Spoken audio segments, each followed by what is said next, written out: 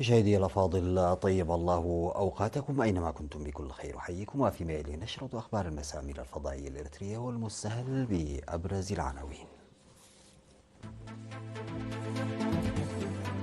تنظيم منتدى زراعي في عصب.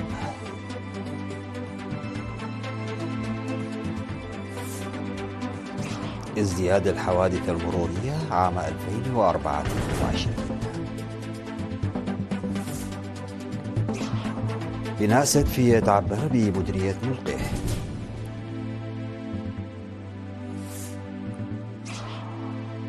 انعقاد الاجتماع الأول للحوار الوزاري الدفاعي بين الصين وإندونيسيا.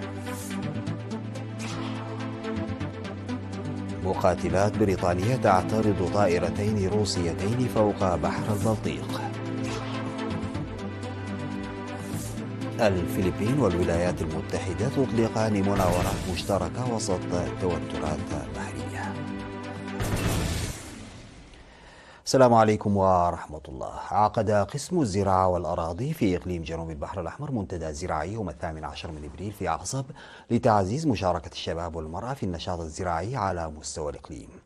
وتم في المنتدى الإقليمي تقديم ومناقشة أوراق عمل حول فرص وتحديات البرامج الزراعية، بالإضافة إلى مشاركة واستعداد الشباب والمرأة في هذا المجال.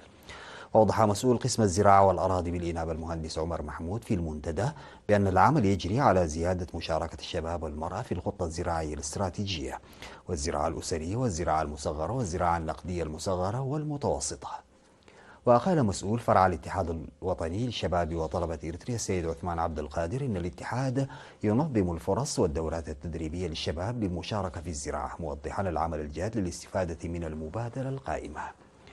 ودعا حاكم إقليم جنوب البحر الأحمر السفير محمد سعيد منتاي في كلمته الختامية إلى العمل المنسق لتنفيذ البرامج الموضوعة لزيادة إنتاجية ودخل المرأة الشابة لدورها في الاقتصاد الوطني. واستكشف المشاركون في المنتدى الفرص الزراعية في المديريات واقترحوا الحلول. أفادت الشرطة بأن حوادث المرور ازدادت بنسبة 7%، فيما انخفضت المخالفات المرورية بنسبة 8% عام 2024 على مستوى البلاد مقارنة بالعام الذي سبقه. وأوضح مسؤول قسم مكافحة الجريمة بالشرطة الإريترية العقيد سلمون أسفها لوكالة الأنباء الإريترية مصرع 134 شخصا والإضرار بممتلكات تقدر قيمتها بأكثر من 37.6 مليون نقفة في 3782 حادثا مروريا على مستوى البلاد العام الماضي، مشيرا إلى ارتفاع معدل الوفيات بنسبة 4%، في حين انخفض معدل الأضرار التي لحقت بالممتلكات بنسبة 12%. وذكر أن الأسباب الرئيسية تتمثل في عدم منح الأولوية والحفاظ على بعد المسافة بين السيارات والسير غير السليم إلى الخلف والسير في الخط المحدد والقيادة المتهورة، مضيفا أن 96.7% من الحوادث سببها الرجال و3.3% من النساء. وأضاف أن أغلب الحوادث من حيث الأعمار ارتكبها أشخاص تتراوح أعمارهم بين 30 و 44 عاما. وحول ظاهرة الجرائم والمخالفات قال إن معدل الجرائم الإجمالي انخفض بنسبة 1.4%، في حين زادت المخالفات بنحو 11%، حيث ارتكبت أكثر من 71% من الجرائم ضد الممتلكات. وأوضح العقيد سلمون تسليم أكثر من 13.3 مليون نقفة و26 ألف عملة جيبوتية و990 دولار أمريكي و730 بر إثيوبي و450 جنيه استرليني إلى مراكز الشرطة العام الماضي، مشيرا إلى أن هذا العمل النبيل الذي يقوم به الكبار والصغار يعكس السلوك المتحضر للشعب الإريتري. تجري أعمال بناء سد جديد في إدارة ضاحية تعبر في مديرية ملقا لتخفيف مشكلة مياه الشرب ولإدخال الزراعة المروية على نطاق صغير. وأوضح المشرف على العمل المهندس سلمون قبل مسقل إن السد الذي تبلغ سعته 120 ألف متر مكعب اكتمل بنسبة 80%. وذكر مدير إدارة ضاحية تعبر السيد تسفى ميكائيل قبرو إن السد هو جزء من السدود المخطط بنائها على مستوى الإقليم، مثمنا الدور الكبير لمنتسبي قوات الدفاع. من ناحية ثانية، ساهمت فرص التعليم من الابتدائي إلى الثانوي في إدارة الضاحية في زيادة عدد الطلاب. وأوضح مسؤول التعليم الأستاذ مولوبيت أبراهام أن مدرسة معدن التي بدأت بعدد محدود من الطلاب عام 1995 للمرحلة الابتدائية أخذت تتطور وترتقي خدماتها إلى المرحلتين المتوسطة والثانوية، وتقدم الخدمات التعليمية ل 22 قرية، والذي ساهم في خفض مقاطعة التعليم. وقال رئيس التعليم مولوبيت أبراهام إن المدرسة تخدم 22 قرية، مما أدى إلى خفض معدل التسرب. كما قال إن عدد الطلاب الذين يدرسون في المدارس الابتدائية والمتوسطة والثانوية وصل إلى أكثر من 1800 طالب وطالبة في إدارة الضاحية، مناديا الشعب لاتخاذ مبادرات لتخفيف ضيق الفصول الدراسية. أعلنت مؤسسة المواشي والغلال أنها ستزيد من توفير الخضروات والفواكه والألبان ومشتقاتها والمواشي بأسعار مناسبة خلال الأعياد. وقال مدير المؤسسة الرائد كبراب إبراهام لوكالة الأنباء الإريترية أن توفير المنتجات للشعب عامة وعمال القطاع العام على وجه الخصوص هو نتاج السدود التي تم بناؤها في أماكن مختلفة والتنمية الزراعية التي يتم تنفيذها، مشيرا إلى أن العمل جار لفتح مراكز بيع في ريف المديريات لحصول الشعب على المنتجات عن قرب. وذكر منسق برنامج بيع المواشي في أسمر السيد مبرهة دسفقابر إن مؤسسة المواشي والغلال وزعت الأغنام على الموظفين بخصم 60% من سعر السوق، وذلك بسعر 900 نقفة. من جانبها ذكرت منسقة مبيعات الخضروات والفواكه والألبان ومشتقاتها الآنسة رحيل إياسو بيع السمن بسعر 150 نقفة والحليب ب15 نقفة للتر والزبادي ب10 نقفات للكوب والبصل ب3 نقفات والخضروات بسعر نقفتين للكيلوغرام. وأفاد المستهلكون الذين أتيحت لهم الفرصة لشراء المنتجات من الشركة أن استثمار الحكومة في الزراعة يؤتي ثماره بالفعل، وهم على ثقة من أنه سيتم حصاد محاصيل أفضل في المستقبل وسيتم توسيع نطاق توزيع المنتجات. يتم بناء فصول دراسية إضافية في إدارة ضاحية غاجيرو في مديرية قلوج بمبادرة من إدارة إقليم القاشبركة وتعاون وزارة التعليم. وأفاد مراسل وكالة الأنباء الإريترية بأن السكان وجميع الجهات المعنية يشاركون للتخفيف من المشاكل القائمة بدعم من منتسبي قوات الدفاع. وقال قائد الوحدة المشاركة في البرنامج ومسؤولة الاتحاد الوطني للمرأة في إدارة الضاحية إن المواطنين وأفراد قوات الدفاع يعملون بتفان لإنجاز العمل إدراكا لأهميته. وذكر السكان إن هذا العمل هو انعكاس للتنسيق بين الشعب والجيش.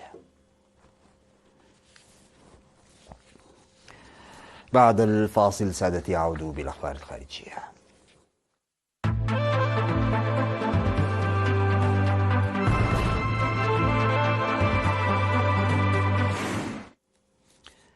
افتتح في بكين الاجتماع الوزاري الأول للحوار المشترك بين الصين وإندونيسيا لوزراء الخارجية والدفاع. وترأس وزير الخارجية الصيني وانغ يي ووزير الدفاع دونغ جون الاجتماع رفيع المستوى، وتبادلا وجهات النظر مع نظيريهما الإندونيسيين وزير الخارجية سوجيونو ووزير الدفاع سي جعفري شمس الدين. وعقد هذا الاجتماع وهو أول حوار وزاري من نوعه على مستوى 2+2 بالتزامن مع احتفال البلدين هذا العام بالذكرى 75 للعلاقات الدبلوماسية. وتتصدر جدول أعمال الاجتماع العلاقات الثنائية والأمن السياسي والتعاون الدفاعي والتعاون الإقليمي الدولي. وأكد وانغ على ضرورة معارضة الصين وإندونيسيا لأي شكل من أشكال الأحادية والحمائية التجارية، مضيفا أن الصين ستعمل مع إندونيسيا للحفاظ على استقرار وانسيابية سلاسل الصناعة والتوريد. وخلال الاجتماع اتفق البلدان أيضا على صون السلام والاستقرار في بحر الصين الجنوبي. في تطور جديد يعكس استمرار التوتر في منطقة بحر البلطيق، أعلنت وزارة الدفاع البريطانية أن مقاتلات من سلاح الجو الملكي البريطاني اعترضت طائرتين روسيتين خلال تحليقهما بالقرب من المجال الجوي لحلف شمال الأطلسي الناتو في حادثين منفصلين. ووفقا لبيان صادر عن الوزارة، جاء هذا الاعتراض في إطار المهمة الأمنية لدوريات الناتو الجوية في المنطقة، والتي تشارك فيها القوات البريطانية إلى جانب دول أخرى أعضاء في الحلف. وتأتي هذه التحركات في ظل تصاعد التوتر بين روسيا والحلف، لا سيما بعد الحرب في أوكرانيا التي فاقمت المخاوف بشأن النشاط العسكري الروسي القريب من حدود الناتو. انطلقت مناورات باليكاتان العسكرية المشتركة بين الفلبين والولايات المتحدة لعام 2025 في نسختها الأربعين وسط توترات إقليمية متصاعدة خاصة في بحر الصين الجنوبي ومضيق تايوان. وقالت القوات المسلحة الفلبينية في بيان إن المناورات انطلقت بمشاركة 6000 من أفرادها، معظمهم من قيادة منطقة لوزون الشمالية وقيادة منطقة وايسكوم الغربية، بجانب مشاركة 12,000 فرد من الجيش الأمريكي في التدريبات العسكرية. وذكرت أنه بالإضافة إلى الدولتين الرئيسيتين نشرت عدة دول شريكة وحدات دعم أصغر، موضحة أن أستراليا أرسلت نحو 200 عنصر واليابان 56 عنصرا والمملكة المتحدة 11 عنصرا.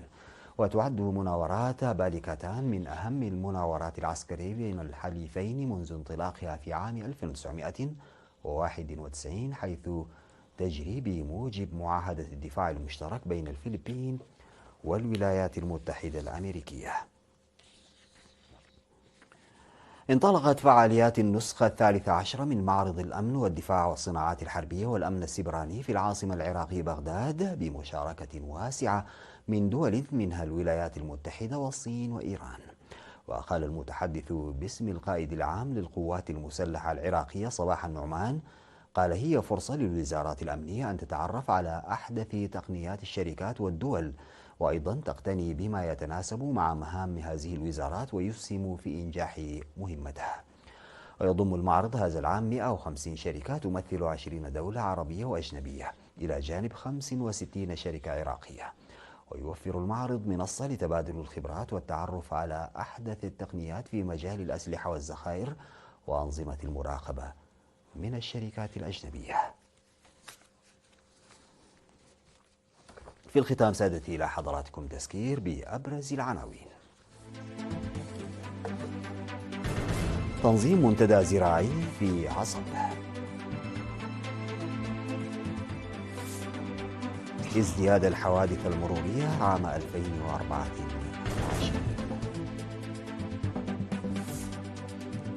بناء سد في تعبر ببذرية مرقي.